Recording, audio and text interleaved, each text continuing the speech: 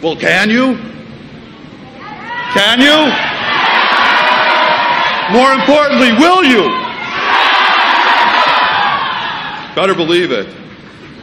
Next week, Wisconsin, I need you to drag your entire neighborhood to the polls.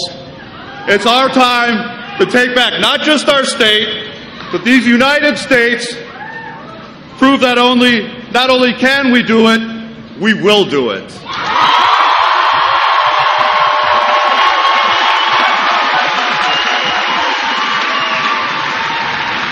I just want to close by apologizing for my sloppy handwriting. I was doing it on the car, on the table, in the back, so I have a thought process.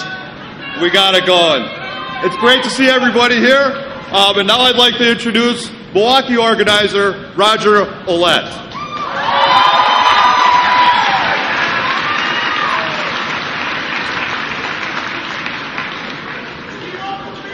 Woo! Wow. Hello, Wisconsin.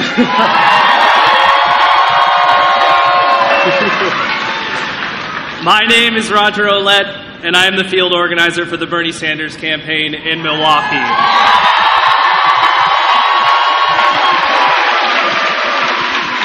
I'm here tonight to talk to you a little bit about the next 7 days, because, folks, that's honestly all the time we have left.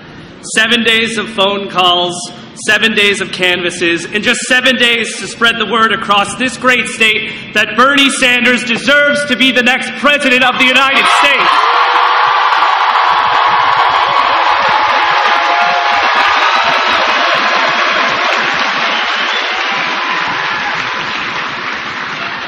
I want you to take a moment to envision what this next week has in store for you. You may see work shifts, errands, schooling, and schedules filled every moment of the day. But hidden just below the surface of a hectic life rests an opportunity.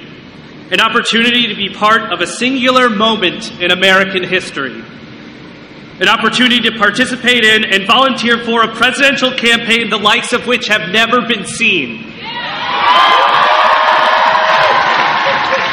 A campaign by the people and for the people.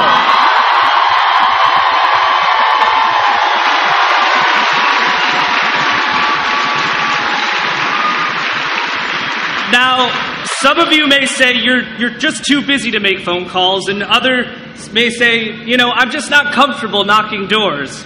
Well, I'm here to tell you that nobody promised the political revolution was going to be comfortable or easy. Nobody promised that the political revolution would fit nicely into your weekend schedule. What it does promise is that if we come together as a community, if we make the time and shed our social reservations, we together can help put Bernie Sanders on a path to victory.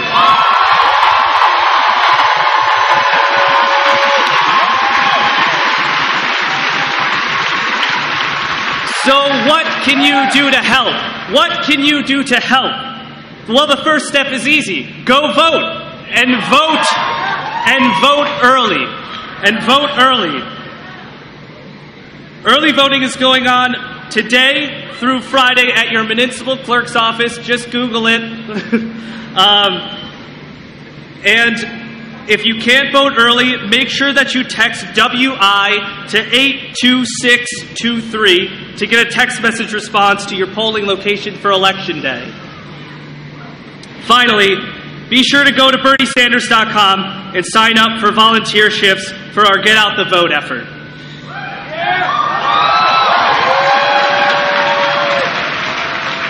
Give us a day, give us an hour, whatever you can give. Step up to the plate because Bernie Sanders has stepped up for us.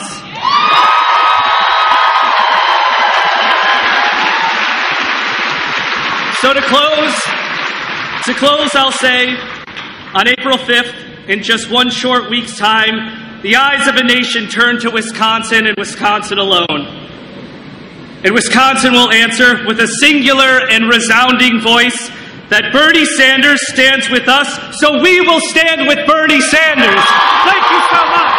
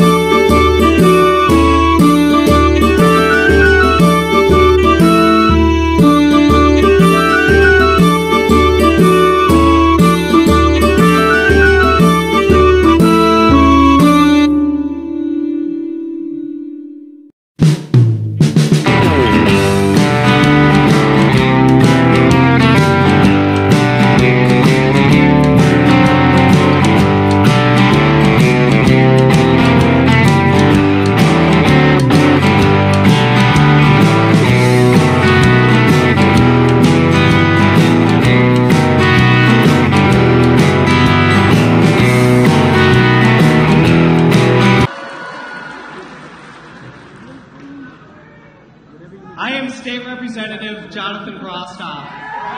Thank you. And I'm here today because I personally am the first and only state representative to endorse Bernie Sanders because I've seen what he can do for the country.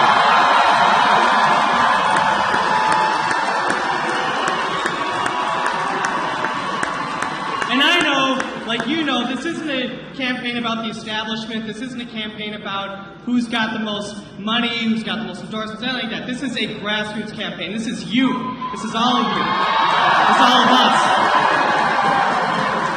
But I'm going to tell you a quick little story about myself and how I got involved, because I'm fairly new to elected office. The reason I got involved is because 18 years ago, I started working in a homeless shelter, right here in Milwaukee, in a teen shelter. And it opened my eyes. And I saw firsthand that the system is broken. And I had to be outspoken. I saw that the system is broken, so I got outspoken.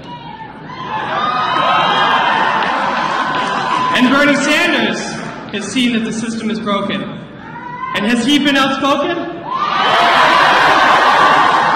And not recently, not over the last month, not over the last year, not over the last 10 years, for decades. And I've seen it. I've seen it on YouTube. For longer than I've been alive, he's been outspoken about the injustices in our system, right? Bernie Sanders has been talking about racism, about white supremacy, about the wage disparity. He's been talking about the prison industrial complex way before it's popular to talk about the prison industrial complex. He's been outspoken because our system is broken. Thank you. And not only that, he's going to spark a revolution because we're going to spark a revolution not just in D.C., not just across the country, but right here in Wisconsin.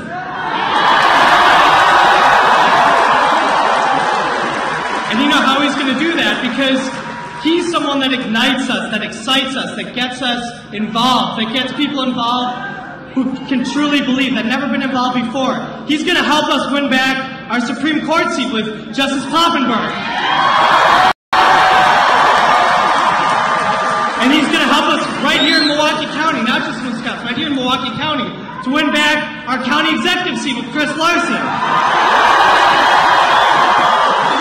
Bernie Sanders is a revolution out there in Washington, D.C., out there in the rest of the nation, right here in Wisconsin, right here in Milwaukee.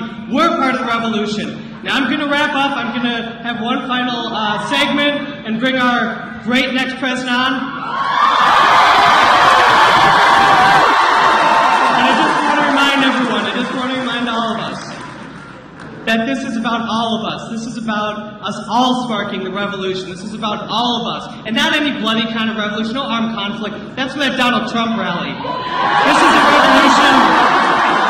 This is a revolution of hearts and minds. This is a revolution of exciting people. And I want to do a little call and response with you guys. Is that okay? Okay, so I'm going to say something. I want you to answer to me. I'm going to say something. I want you to answer, and I'll count us down. I'm going to say, the system is broken, and I want you to say, so let's be outspoken. Got it? Okay, so I'm going to say the system is broken, you say, so let's be outspoken. I'm going to count us down. I'll start.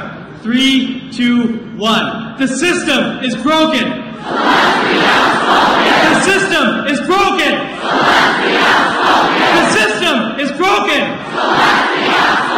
For Bernie, for Bernie, for Bernie, for Bernie, for Bernie, for Bernie, for Bernie, for Bernie. The next president of the United States of America, Bernie Sanders!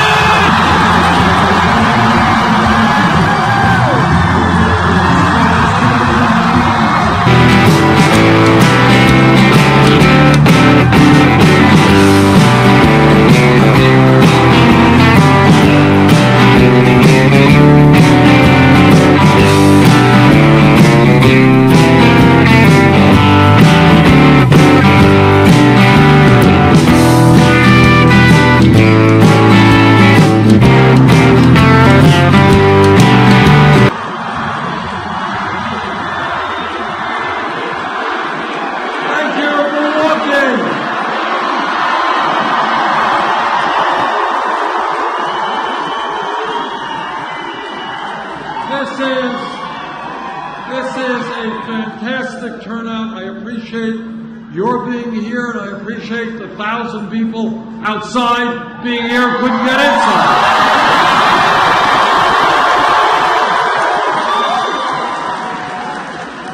Let me thank Jonathan Brostoff for that vibrant introduction. He has warmed you up, I could see that. And let me thank Roger Roulette and Randy Bryce and John Weisham and Ethan Keller. Ethan for his music, we appreciate it.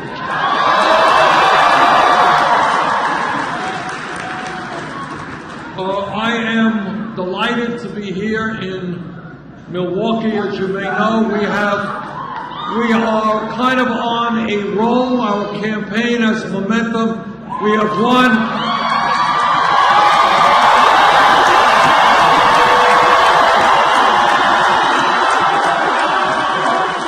We have won 6 out of the last 7 contests.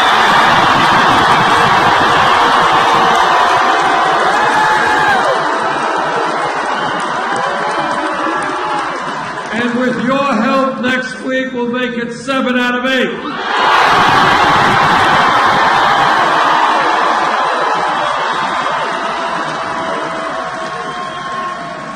Now, this campaign has been doing as well as it has because we're doing something really radical. We're telling the American people the truth.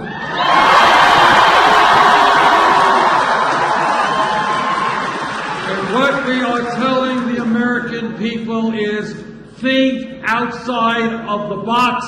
The status quo does not have to continue.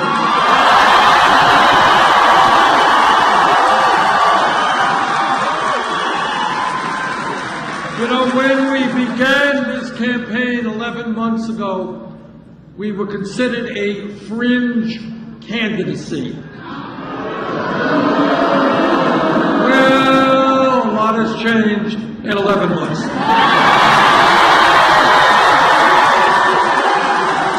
When we began, we were about 60 or 70 points behind Hillary Clinton. Poll came out last week. We were 1 point ahead.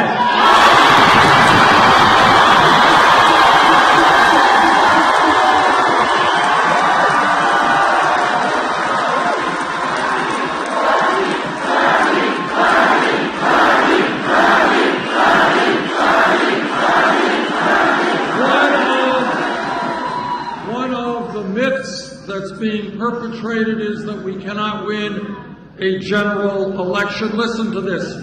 Every poll, or almost every poll, that has been taken in recent months has us beating Trump. Last CNN Trump poll.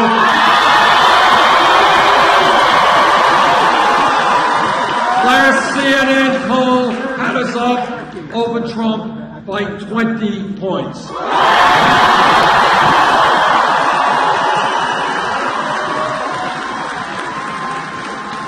Democrats want the strongest candidate to make sure that no Republican gets into the White House. You're looking at it.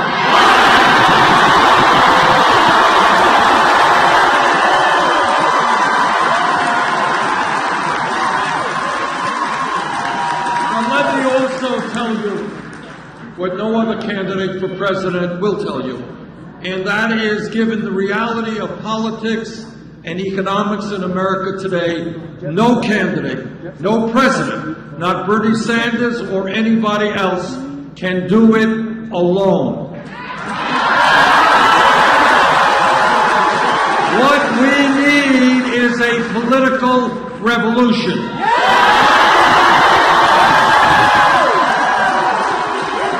What we need are millions of Americans, many of whom have given up on the political process, others who have never yet participated in the political process, to stand up now, fight back, and demand a government that represents all of us, not the 1%.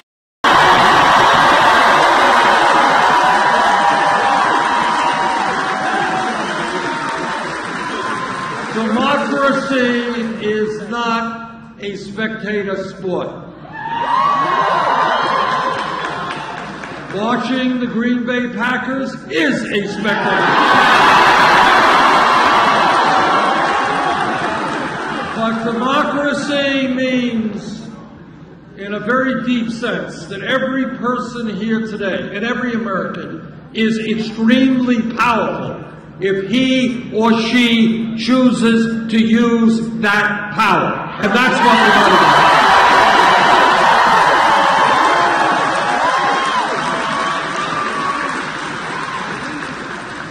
Which takes me to the issue of democracy, voting rights, and your governor, Scott Walker.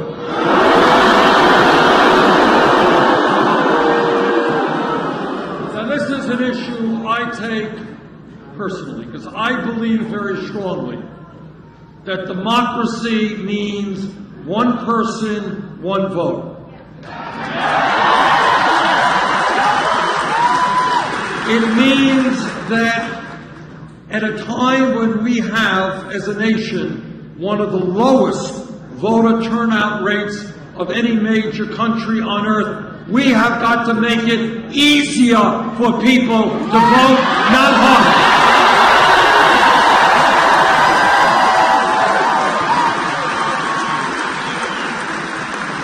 And I think it is clear to me and to any thinking person that what Governor Walker and other Republican governors all over this country have done is try to suppress the vote, make it harder for low-income people, old people, young people to participate.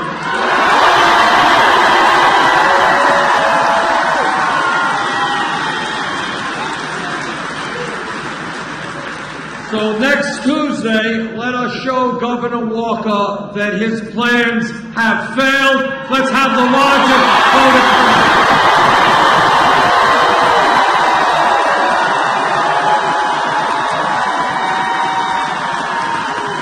You know, in Vermont, I have run for office a number of times. Sometimes I've lost, sometimes, most of the times, I've won.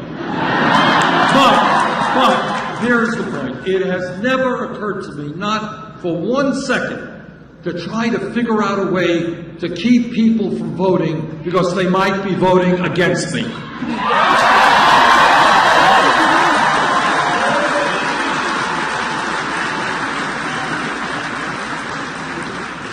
So I say to Governor Walker and the other cowardly Republican governors,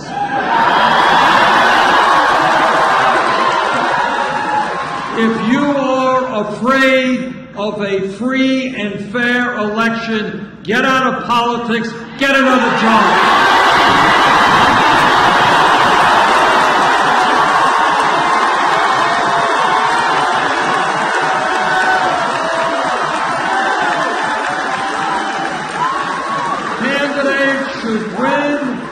Candidates should win or lose elections based on their ideas, not on keeping people from voting.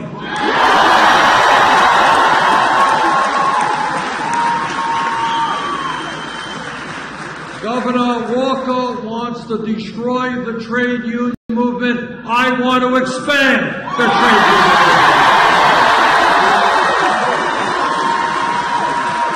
I believe that when unions thrive and negotiate good contracts, every American worker benefits.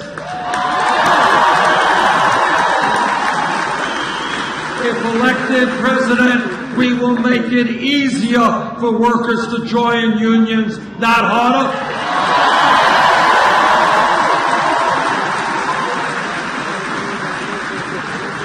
Governor Walker wants to give tax breaks to corporations and cut education. I want to do exactly the opposite, expand education.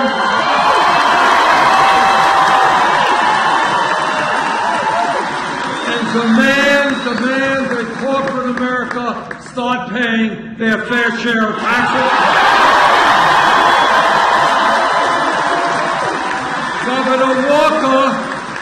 Governor Walker has received significant funds from the Koch brothers. And I want to see Citizens United overturned.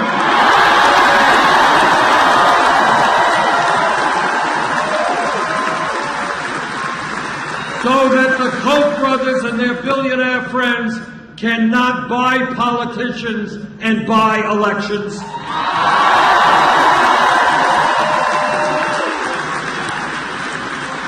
Governor Walker wants to make it harder for women to control their own bodies. And I'm going to make certain as president that every woman in this state, this country, has the right to control their own bodies.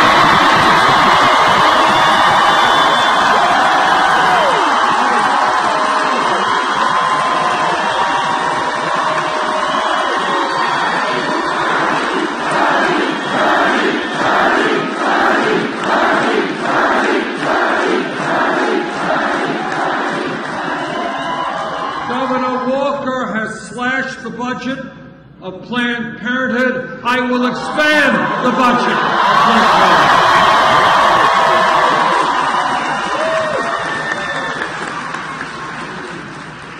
Parenthood. In other words, you can get a pretty good understanding of what I'll do as president by looking at Scott Walker and seeing I will do exactly the opposite.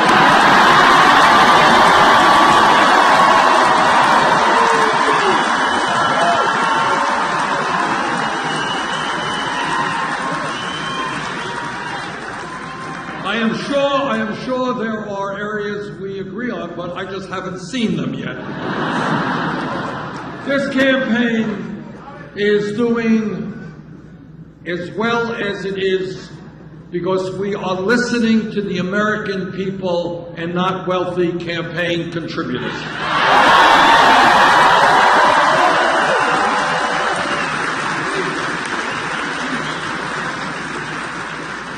What the American worker is telling me is he or she cannot make it on $8, $9, $10 an hour, that the federal minimum wage of $7.25 an hour is a starvation wage,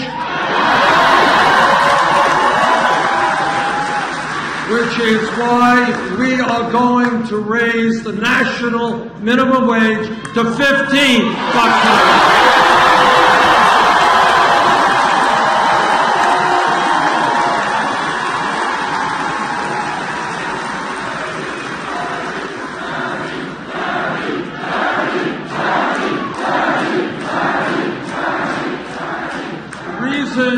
That this campaign is doing well is we are talking about the real issues. And sometimes the truth is painful. It's a truth that you don't necessarily want to hear, but we've got to hear it. We have got to discuss it if we are to go forward as a nation. Let me just give you a few of the truths that we have got to deal with. Truth number one, our campaign finance system today is corrupt and undermining American democracy.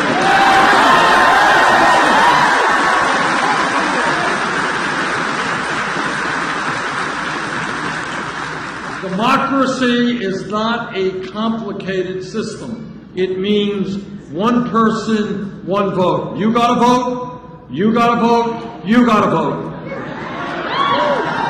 It does not mean billionaires like the Koch brothers spending hundreds of millions of dollars to support candidates who will protect the interest of the wealthy and the powerful.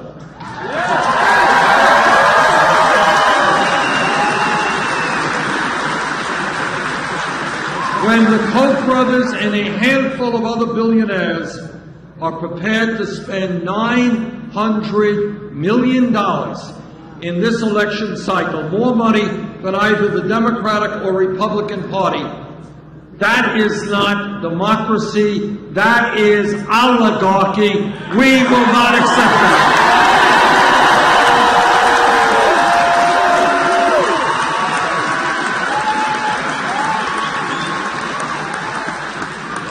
And the second truth, reality that we have got to deal with is we are living in a rigged economy. It is an economy in which the top 1/10 of 1% now owns almost as much wealth as the bottom 90%. It is an economy in which the 20 wealthiest people in America own more wealth than the bottom half of America, 150 million people. It is an economy in which one family, the Walton family of Walmart, one family owns more wealth than the bottom 40% of the American people. It is an economy where people are working longer hours in America than in any other industrialized country on earth. You all know that? The Japanese are very hard workers. We work longer hours than the Japanese. So what you got in America today is mom's working, dad's working, the kids are working, marriages are being stressed out, children are not getting the attention they deserve from their parents.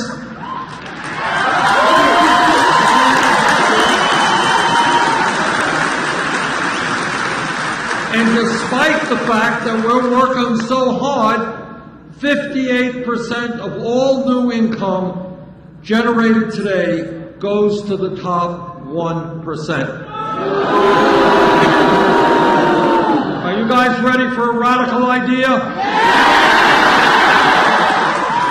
We're going to create an economy that works for all of us, not just the 1%.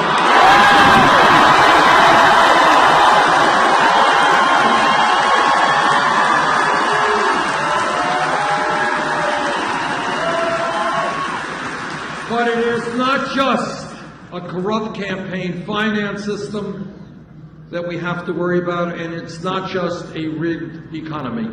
We also have got to deal with a broken criminal justice system.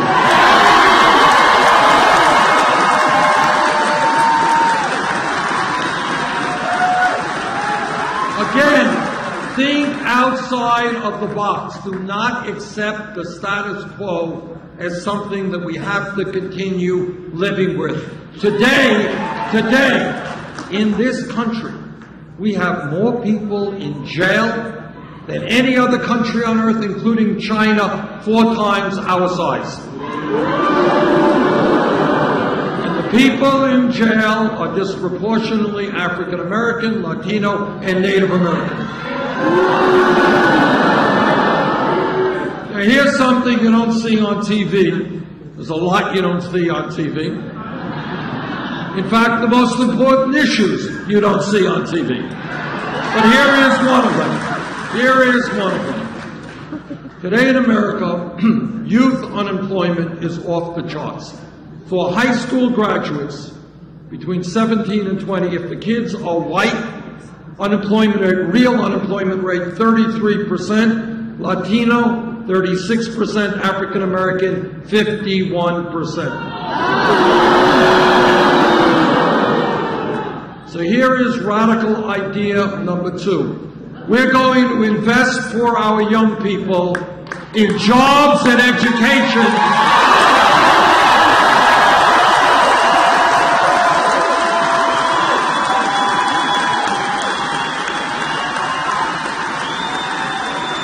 In jobs and education, not jails and incarceration.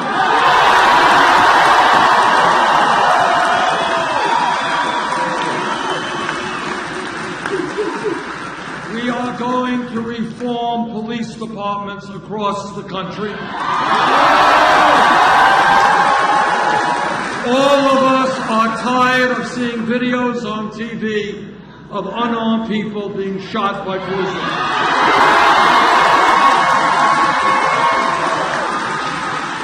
I was a mayor for 8 years. I worked with police officers all over this country, all over my state. The vast majority are honest and hardworking people doing a very difficult job.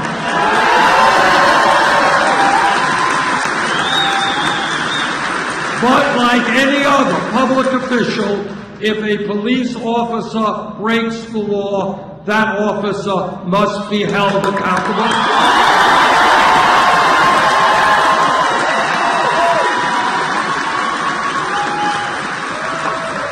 We have got to demilitarize local police departments. We have got to make police departments reflect the diversity of the communities they serve. We have got to rethink the so-called war on drugs.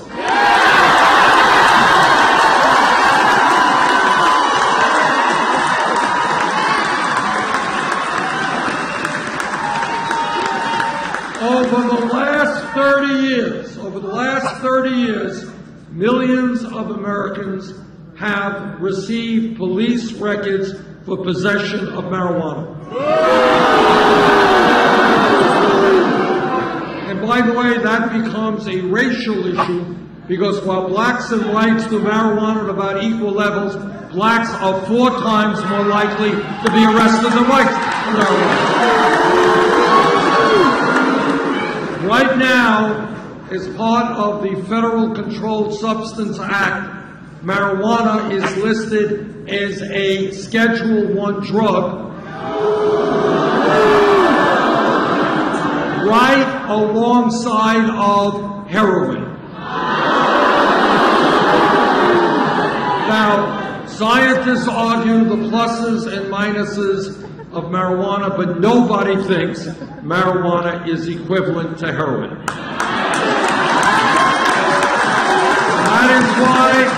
That is why I have introduced legislation to take marijuana out of the federal control.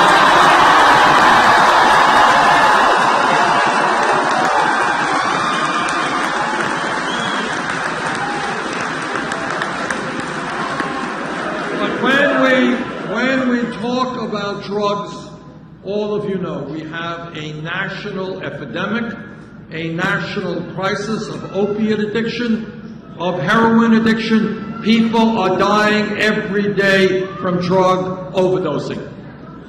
In my view, the best way to get a handle on that crisis is to understand that substance abuse and addiction is a health issue, not a criminal issue.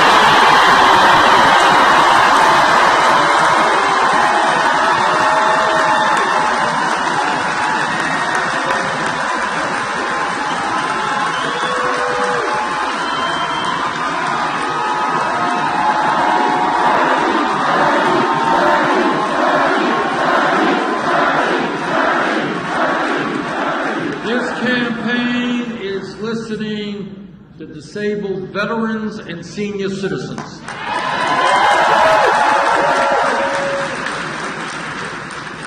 And what they are telling me is they cannot make it on $11,000 or $12,000 a year Social Security. Nobody can make it on $11,000 or $12,000 a year. In my view, a great nation is judged not by how many millionaires and billionaires it has, but by how it treats the weakest and most vulnerable among us.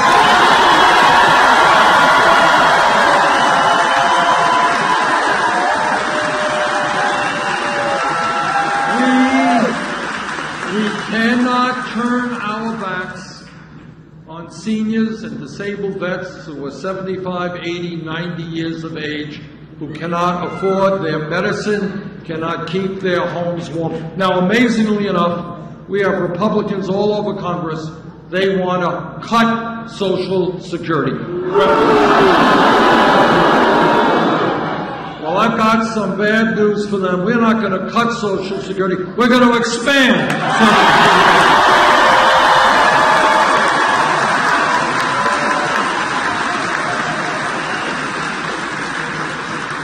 This campaign is listening to women.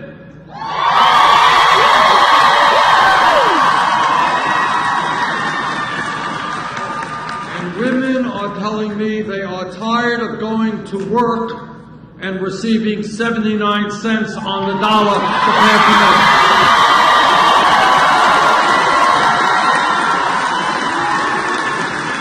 And I know that every man in this room will stand with the women in the fight for pay equity.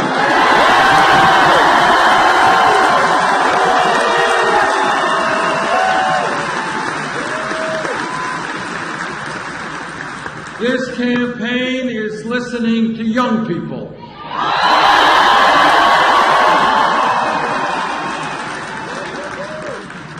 And young people are telling me they do not want to be the first generation in modern American history to have a standard of living lower than their parents.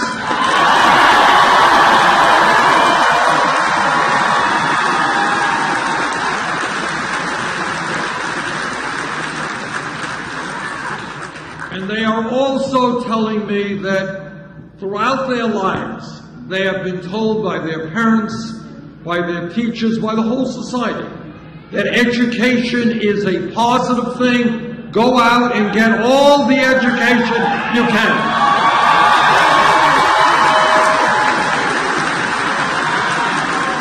They have been told that in a highly competitive global economy, we need the best educated workforce in the world. And then they are asking me, how does it happen when we do the right thing? We get an education, we go to college, we go to graduate school. We're ending up $50,000 or $100,000 in debt.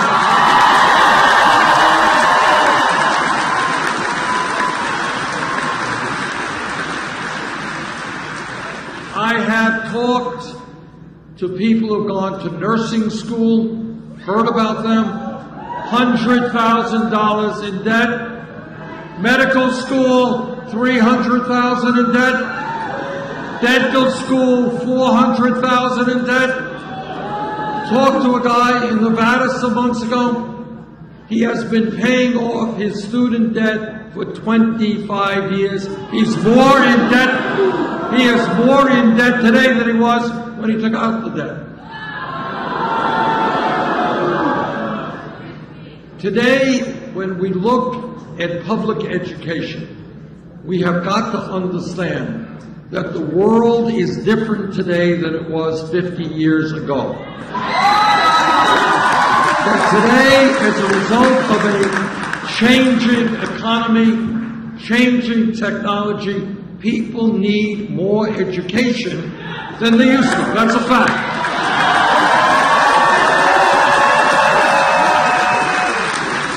In many respects, a college degree today is the equivalent of what a high school degree was 50 years ago. And that is why I believe that when we talk about public education today, it is not good enough to simply talk about first grade through 12th grade. We've got to make public colleges and universities tuition free.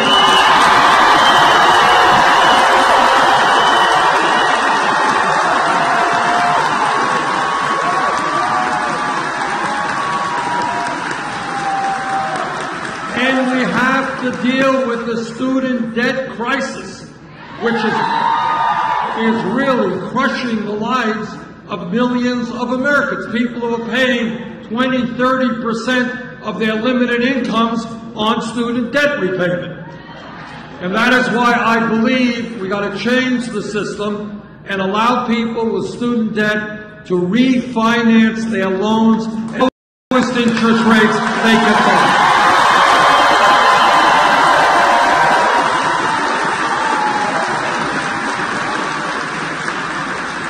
Now, my opponent people say, well, Bernie, you're Santa Claus. You're a nice guy, you're lowering student debt, you're making public colleges tuition free. How are you going to pay for all this? Let me tell you how we're going to pay for it. And again, this is thinking outside of the box. Somehow, 8 years ago, when Wall Street's greed and recklessness and illegal behavior nearly destroyed our economy, Congress bailed them out. That is what Wall Street wanted, that is what the establishment wanted, and that is what happened. Well, I think that today it is appropriate to impose a tax on Wall Street speculation.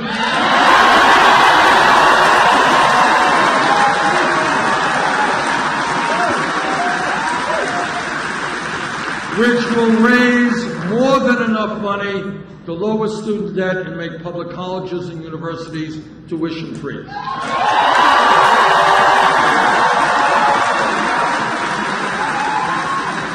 When Wall Street crashed, middle class bailed them out. Now it is their time to help the middle class of this country.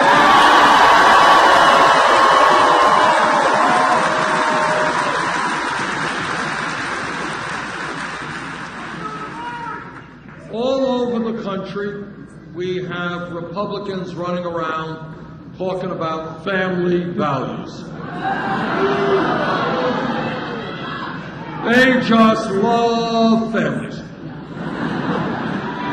But I want all of you to know exactly what they mean by that. What they mean is that no woman here tonight, no woman in this state, no woman in this country should have the right to control her own body. I disagree.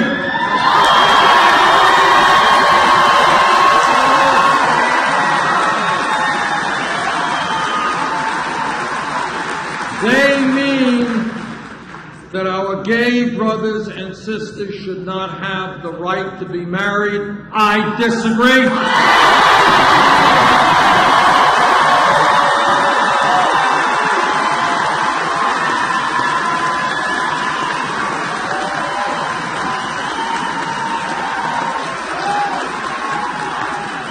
This campaign is listening to people who are often ignored.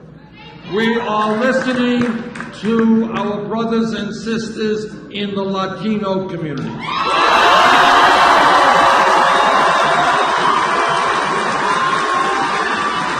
There are 11 million undocumented people in this country. Many of them are living in fear. Many of them are being exploited, and they're living in the shadows. They want, and I want, comprehensive immigration reform.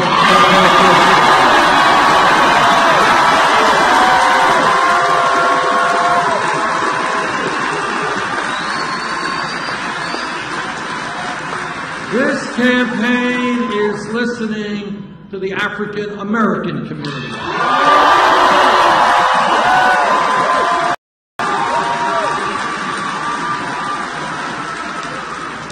They want to know is how come there is always funding available to fight in wars like the war in Iraq that we never should have gotten into in the first place.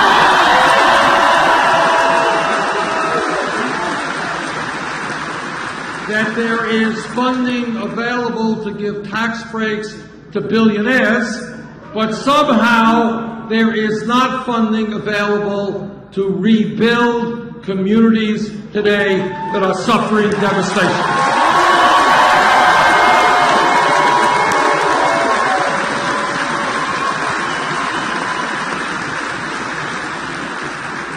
It may sound like a radical idea, but before we rebuild Iraq, we may want to rebuild Milwaukee and Flint, Michigan.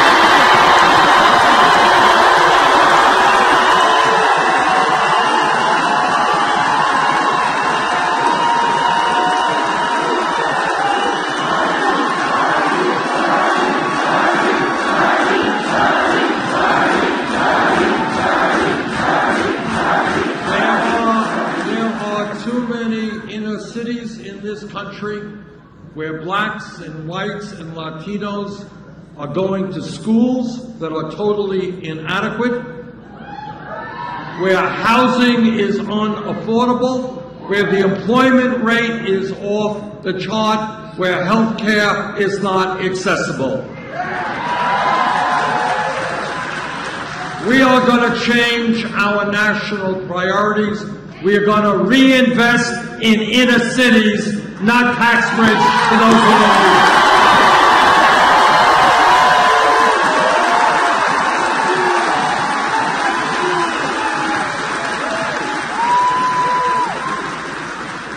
it. This campaign is listening to the Native American community.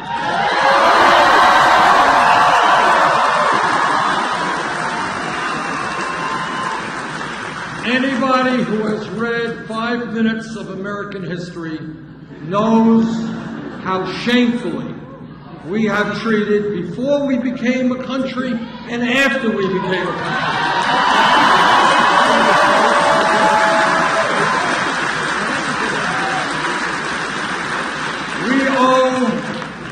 The Native American community more than we can ever repay.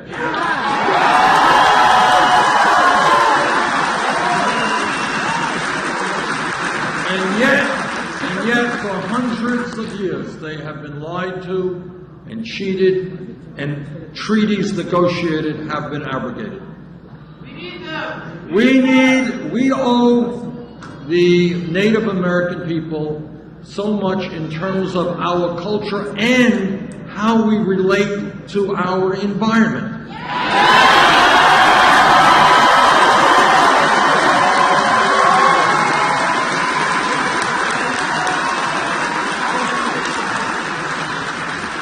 What they have taught us, and what is the essence of their way of life, is that we have got to live as part of nature, not destroy nature.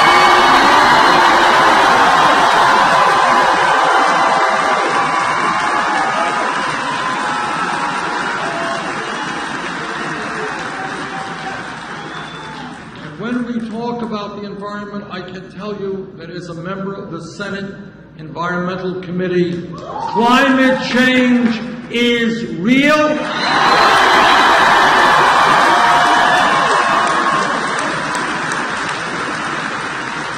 It is caused by human activity. It is already doing devastating harm to our planet. What the scientists tell us is pretty scary stuff, and that is, we don't get our act together in the very near future. By the end of this century, this planet will be between 5 and 10 degrees Fahrenheit warmer. That may not seem like a lot, but it is in fact catastrophic for this planet. And what that will mean is more drought, more floods, more extreme weather disturbances, more rising sea levels, more acidification of the ocean, more international conflict as people fight for limited natural resources. We have a moral obligation to leave this planet in a way that is healthy and habitable to our kids and future generations.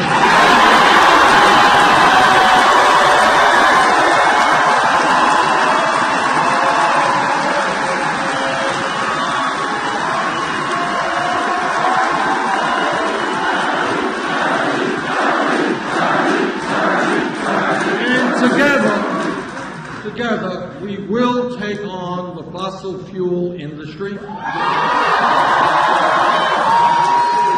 We will transform our energy system away from fossil fuel to energy efficiency and sustainable energy.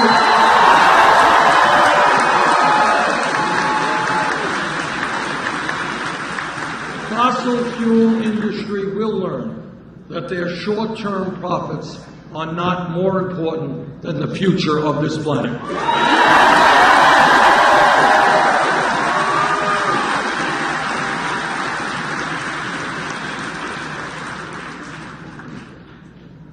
when we talk about thinking outside of the box, thinking outside of the status quo, I want all of you to ask yourselves, how does it happen that there is only one major country on earth, only one, that does not guarantee health care to all people as a right?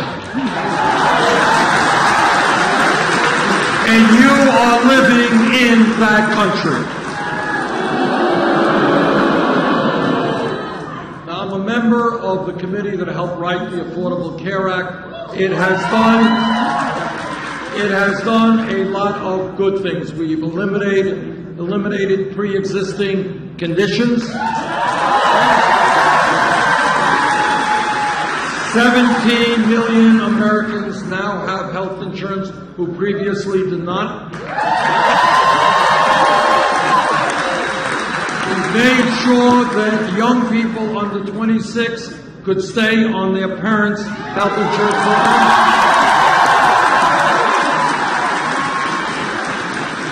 But despite those gains, the truth is that we have got to do much more. Today, 29 million people have zero health insurance. Even more are underinsured with high deductibles and high co-payments. And every day, the drug companies are ripping off our people in an unconscionable way.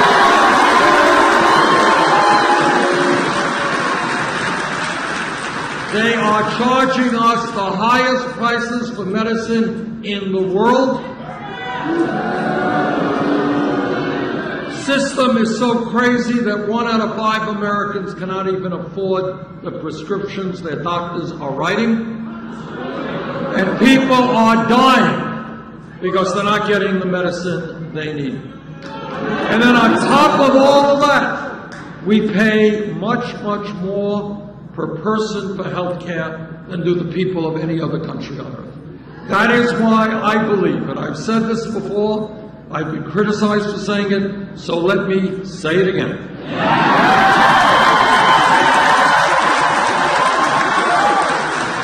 In my view, health care is a right of all people.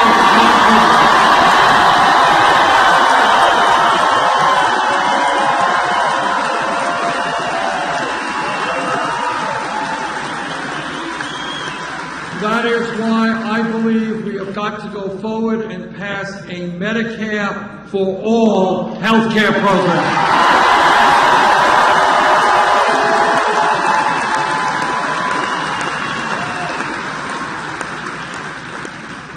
Now let me briefly tell you some of the differences that Secretary Clinton and I have. Number one, when we began this campaign, we had to make a very fundamental decision. Do we establish a super PAC and reach out to billionaires and Wall Street for funding? Well, we agreed with you.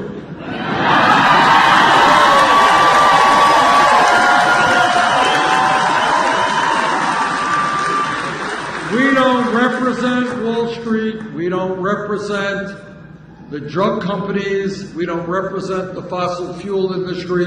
We don't want their money.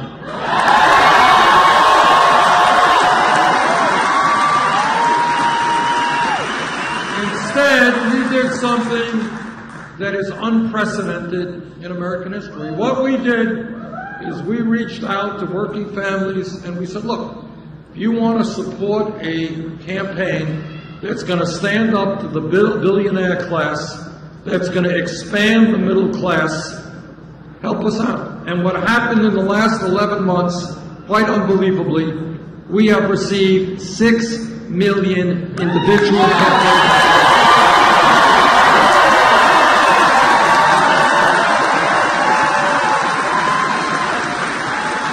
That is more campaign contributions than any candidate in American history at this point.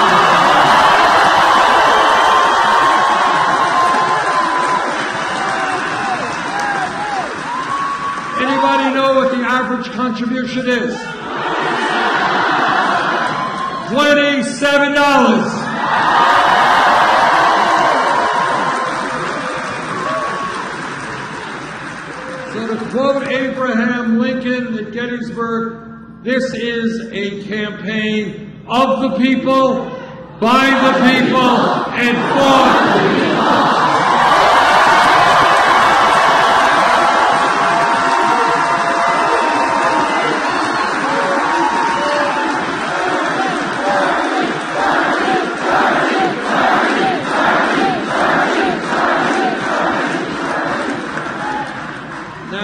Secretary Clinton has chosen another approach. She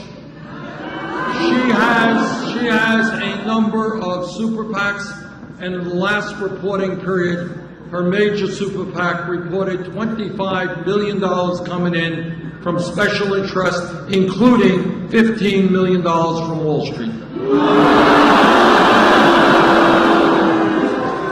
In addition, as some of you may know, Secretary Clinton has given speeches to Wall Street institutions for $225,000 a speech. Now, what I have said, and what I believe, if you're going to get paid $225,000 for one speech, it must be an extraordinarily brilliant speech. It must be a speech that will enlighten all of our people, if not the entire world. It must be a speech written in Shakespearean prose. And if that speech is so great, I think she should share it with the whole country.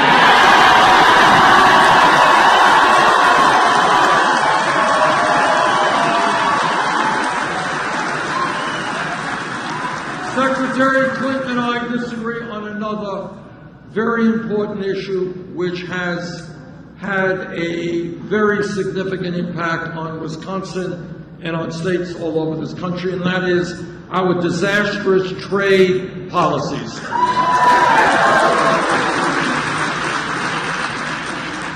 Here are just a few examples of what disastrous trade policies have meant to Wisconsin.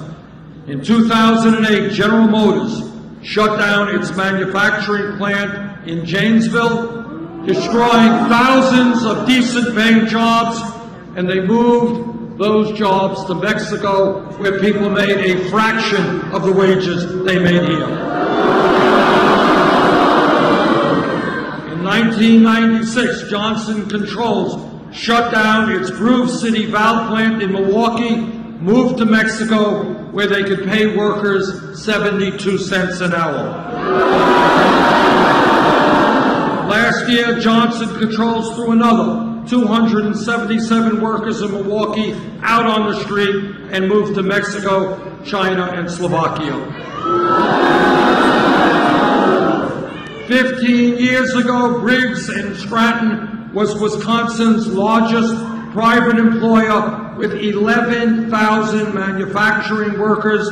Today, it has only 2,500 workers in Wisconsin after it moved plants to Mexico and China.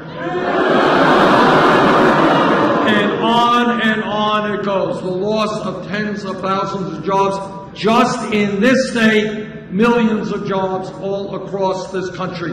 Because corporate America said, we want NAFTA, we want permanent normal trade relations with China, we want to be able to shut down in America, we don't want to pay workers here a living wage, go to China, go to Mexico, bring the products back into this country. I voted against every one of these.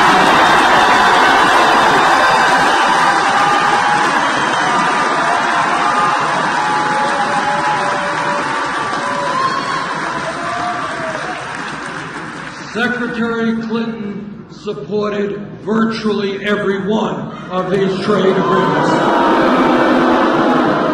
All of you know that one of the important jobs that a president has is foreign policy.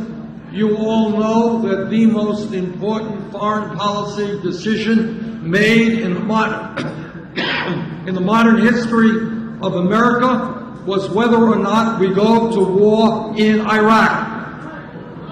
In 2002, I listened to what Bush and Cheney and all these guys had to say. I didn't believe them. I voted against the war in Iraq.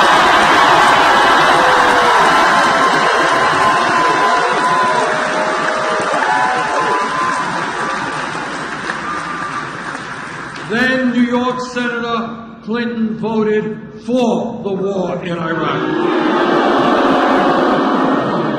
Right now, one of the crises that we face environmentally is to make certain that the water that we drink is clean. And that is why I support phasing out fracking.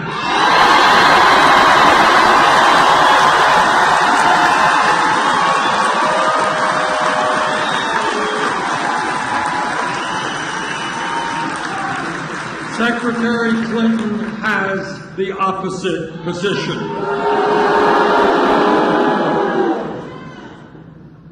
All of you know, who have studied history, that real change, significant change in our society, never takes place from the top on down. It always takes place from the bottom on up.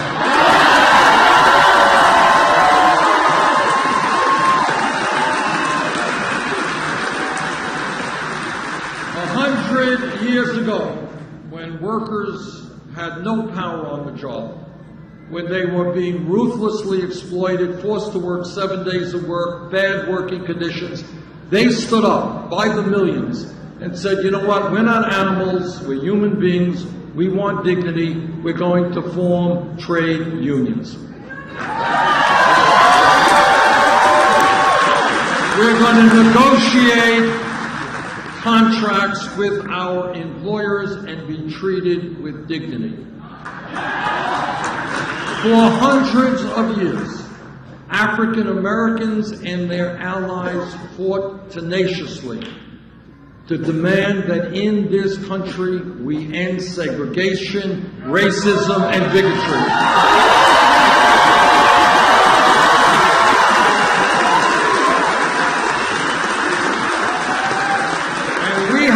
No idea, no historical idea of the number of people who died in that struggle, who went to jail, who were beaten, who suffered.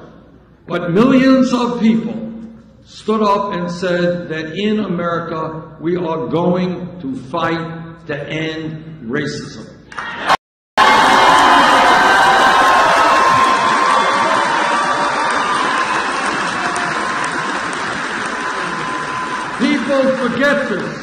People forget this, but 100 years ago, which is no time at all from an historical perspective, women in America did not have the right to vote, did not have the right to go to the schools they wanted to go, did not have the right to do the work they wanted to do. 100 years ago. And women and their male allies stood up. They fought back and they said that in America, women will not be second-class citizens.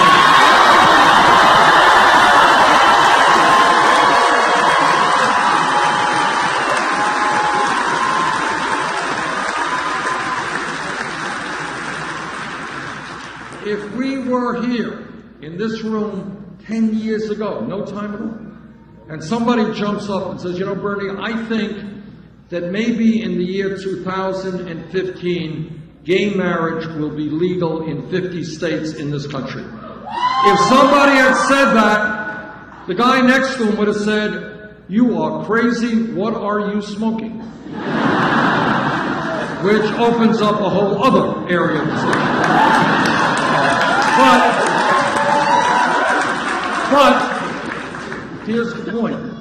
As a result of decade after decade of struggling, of taking on incredible bigotry and hatred, people in the gay community and their straight allies said, you know what, in America, people should have the right to love whoever they love.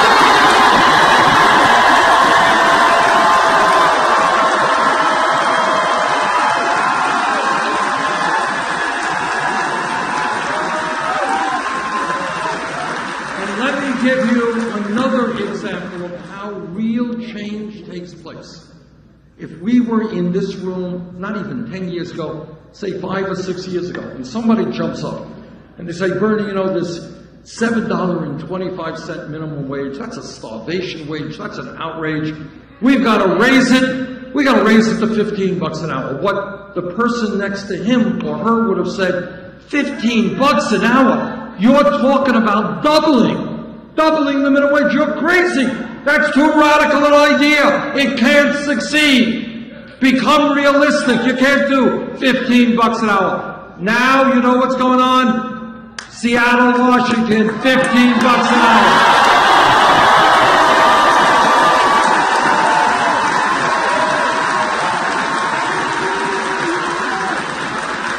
San Francisco, Los Angeles, all of California, $15 an hour.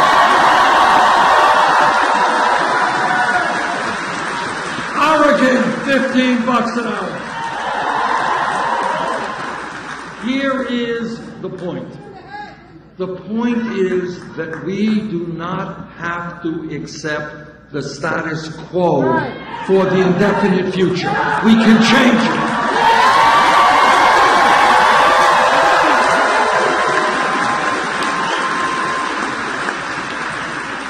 What is happening in this campaign, I believe, is that people are looking all over this country and they are saying, wait a second, why do we have grotesque levels of income and wealth inequality? That's not acceptable. Why do we have a middle class which is disappearing and almost all new income and wealth going to the top 1%? Unacceptable. Why do we have the highest rate of childhood poverty of almost any major country on earth? Unacceptable. Why do we have more people in jail than any other country? Unacceptable. Why do we continue to have institutional racism? Unacceptable. Why do women continue to make 79 cents on the dollar? Unacceptable. Why aren't we addressing the crisis of climate change? Unacceptable. Why are millions of people leaving school deeply in debt? Unacceptable. In other words, we can change the system.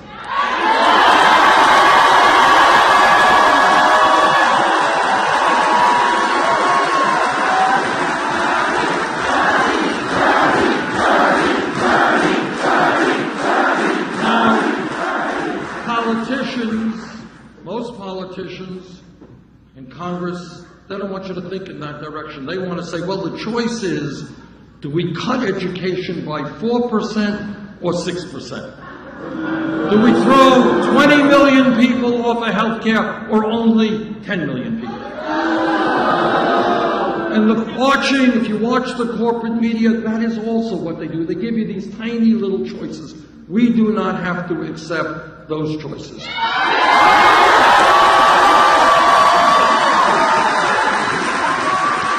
Here is the other point. Here is the other historical point that I want to make.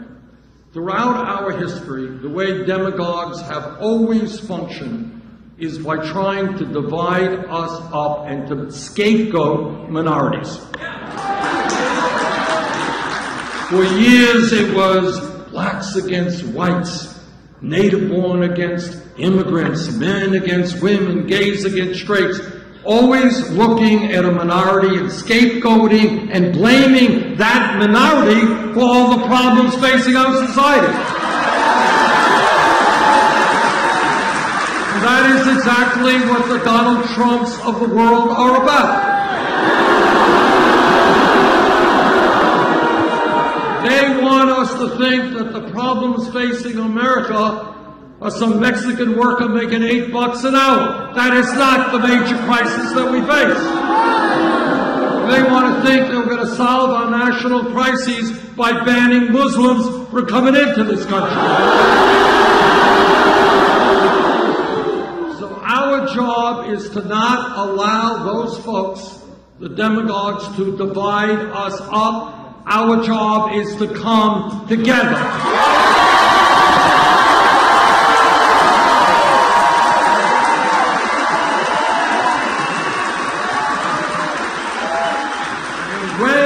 Stand together, black and white and Latino and Asian America and Native Americans, gay and straight, men and women, people born in America, people who have come to America.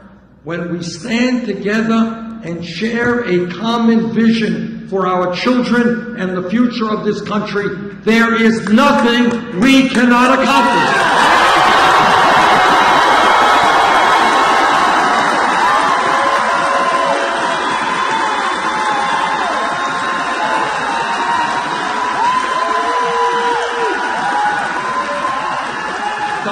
Trump will not be elected president because the people in their hearts and in their souls of our country know that coming together always trumps divisiveness.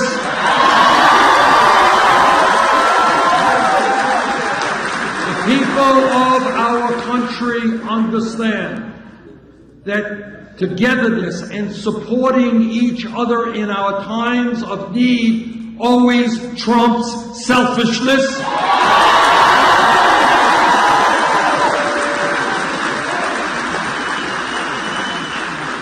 And most importantly, the people of this country have learned what every major religion on earth, Christianity, Judaism, Islam, Buddhism, whatever religion has taught us, is that at the end of the day, love always trumps hatred.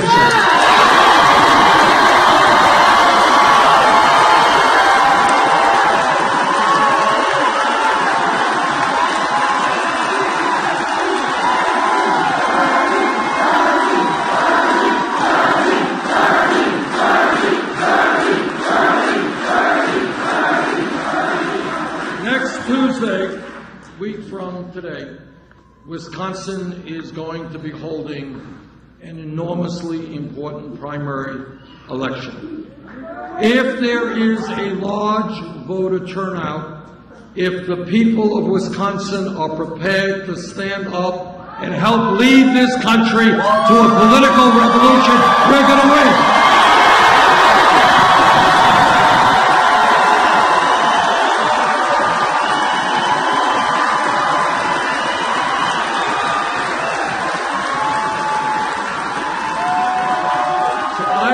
Very much that next Tuesday you'll come out to vote, you'll bring your friends and your family. Let's go forward.